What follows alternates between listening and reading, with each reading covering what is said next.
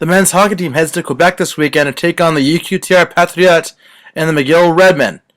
This is the final weekend for the RMC Paladins. They failed to qualify for the playoffs. We talked to graduating forward Andrew Hawkins about his final weekend. Well, at this point we're out of the playoffs, which is upsetting, but I think that we got to do our graduating players proud, and we got to go out hard, and we got to try and win these two games, and it's going to be a challenge, but I think it's important for the guys coming back and to maybe build on this for next season. So you finally had the monkey off your back on Saturday with your first point as a Paladin. How did that feel, just to finally get that off your back? Exhilarating. It was awesome. Late in the third, it was a nothing goal, but it was definitely something I'll remember. Women's volleyball finishes their season on the road in the Ontario capital of Toronto against the Ryerson Rams and the Toronto Varsity Blues. We talked to the Chang twins, Delaney and Cassidy, about their final weekend as first years. With the win this weekend, I think it will motivate us to come out with a stronger competition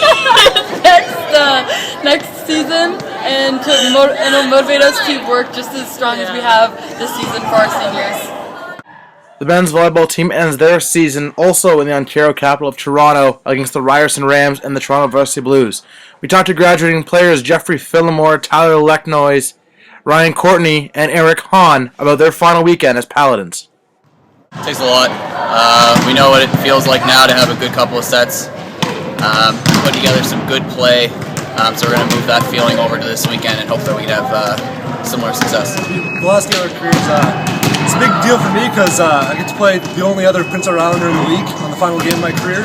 Fourth year, we're both fourth-year players. And all I got to do is wrap up my 4 years with some good passing up to Eric and some good digging, make sure that balls aren't hitting the floor on our side and they're kept up for good swing on our side. So. Yeah, it's just about leaving it all on the floor now. It's been 4 years in the making. We got 1 weekend left. It's time to just lay it all out there and see what we can do. RMC women's fencing team heads to St. Catharines at Brock University to take part in the OUA Championships. We talked to fencers Daniella Moyano and Sarah Staples about this weekend. What we really need to do is keep it together. A lot of people think that fencing is an individual sport, which it is, but there's a team component to it. So not only do we have to work together as a team on that day, but support each other on the individuals on the next day.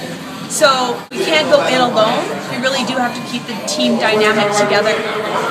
In addition to that, Saturday is the individual component, so that day everyone's more focused on their own thing, and every point counts. On Saturday, you have to accumulate as many points as you can for the Sunday team competition, and then they rank you for that day. So the more points you have, the better chance of winning the second day.